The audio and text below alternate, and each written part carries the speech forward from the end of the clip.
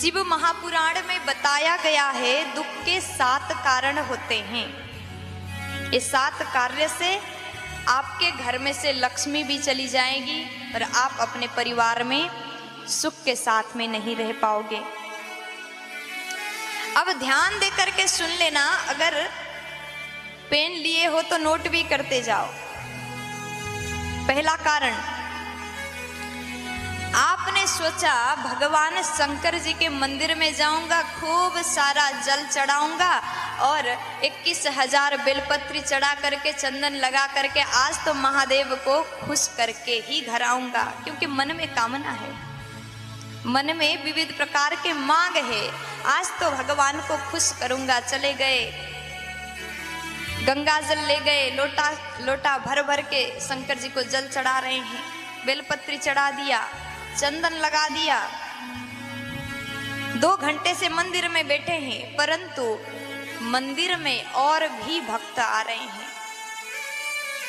यहां तो आप मंदिर में बैठे ही हैं, उठने का नाम नहीं ले रहे, क्योंकि इतना भक्ति जो जाग रहा है, प्यार से बोलो राधे राधे। इतना प्रेम है भोले बाबा से कि आप उठ ही नहीं रहे।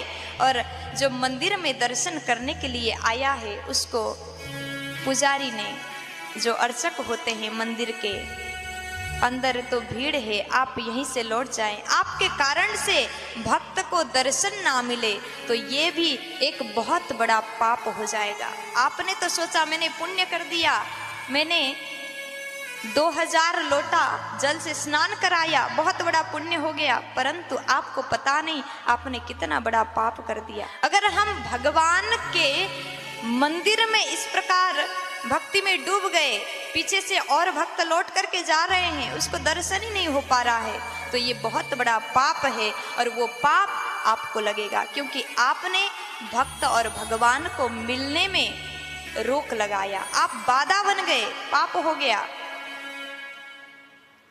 ऐसा करने से भी आपके घर में बहुत बड़ा दुख आ सकता है, बहुत बड़ा संकट आ सकता है। अब दूसरा कारण क्या है? दूसरा कारण, दुख का कारण, गरीबी का कारण। दूसरा, आपने सोचा मैं बहुत बड़ा भक्त हूँ, भजन किया, 2 घंटे तक माला जप कर लिए, मंदिर में बैठ करके खूब पूजा पाठ किए, दीपक जलाए, सब कुछ किया, और बाद में जब आसन से उठते हो तो मन में एक सोच आ गया, मैं कितना महान हूँ, मैंने तो 1 घंटा तक पूजा किया, अखंड ज्योत जला रहा हूं। अहंकार है।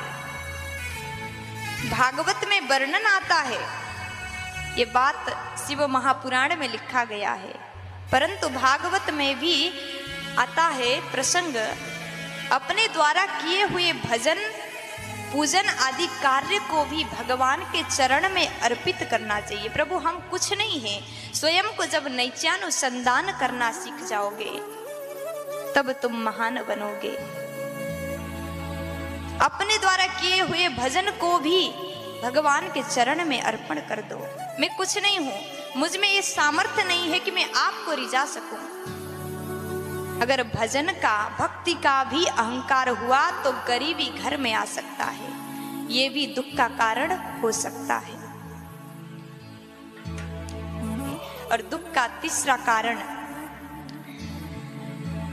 कारण, आपने खूब दान किया, खूब भजन किया, खूब पूजा पाठ किया, 2 घंटे 3 घंटे आपने गोविंद के सानिध्य में बैठ करके माला जाप किया, और बाकी और समय दिन के 3 घंटे तो भजन किए, और अन्य समय आपके द्वारा, आपके वचन के द्वारा किसी के नेत्र में अश्रु आ गए, किसी का मुस्कान आपके बात ने लूट लिया,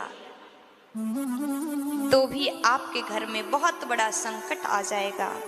ये भी एक बहुत बड़ा पाप है, इसलिए कभी किसी को रुलाए नहीं। दुख का 5वां कारण, ध्यान से सुनिएगा, अगर आप दान करते हैं, दान करने के बाद वो किया हुआ दान सत्पात्र में नहीं हुआ, तो भी अगर आपका दिया हुआ धन से उसने लिए हुए व्यक्ति ने कोई गलत कार्य किया तो वो पाप आपको लगेगा। इसीलिए हमेशा ध्यान देकर के कार्य करना चाहिए। और तीन दान का विशेष महत्व है, गाय दान, गौदान, कन्यादान और लक्ष्मी दान, धन का दान हमेशा सोच करके देना चाहिए। और छठवां कारण क्या है, यदि आपके घर में आपने मंत्र उच्चारण किया, आप सुबह शाम पाठ करते हो, सुबह शाम आप पाठ करते हो और मंत्र उच्चारण करते हो, जो आप पाठ करते होंगे घर पे, उच्चारण करते वक्त अगर गलत उच्चारण हो गया, देखिए मंत्र के थोड़ा सा गलत उच्चारण होने से उसका गलत अर्थ लग सकता है। इसलिए कभी भी गलत मंत्र उच्चारण नहीं करना चाहिए। गलत मंत्र का गलत प्रभाव हो सकता है और वो प्रभाव आपके घर के लिए हानिकारक हो सकता है, दुखदायक हो सकता है। आप ज्ञानी हो, आपको आता है तो पाठ करें, अगर नहीं आता तो हाथ जोड़ करके प्रभु हमें कुछ नहीं आता, केवल अपना भाव ही अर्पण करें।